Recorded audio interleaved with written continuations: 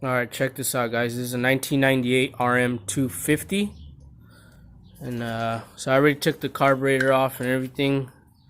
My problem is I got spark, I got fuel, I got compression, everything to fire the motor. But I still didn't want to fire, so I went a little bit more into it. Took the carburetor off already.